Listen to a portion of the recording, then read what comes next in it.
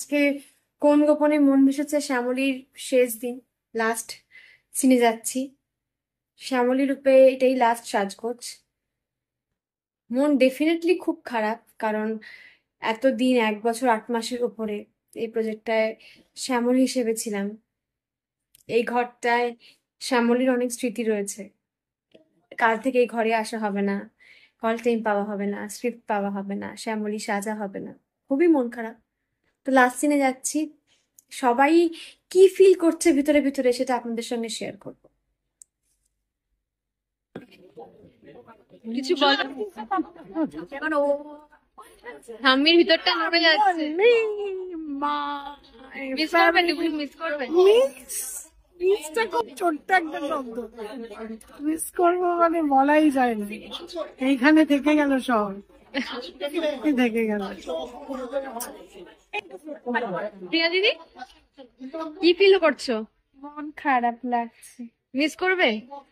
কিন্তু আমি তো তোমার বাড়ি যাবো, তোমার বাড়ি থেকে আমার বাড়ি কাছে, আমরা কিছু করছি না, আমরা রেডি।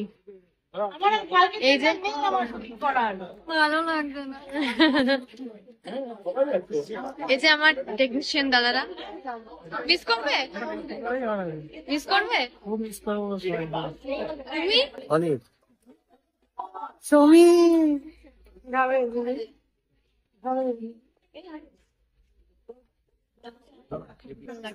কি ফিল করছিস? কিরকম ফিল করা যায়? মিস করবে?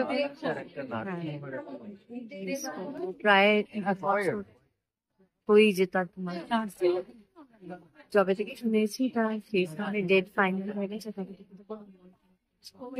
আজকে আমি খুব মানে কষ্ট করে মন শক্ত রেখে সারাটা দিন একটু হই হুল্লোড় করে পাচ্ছি না, জানা বললো দুবার চেষ্টা করি।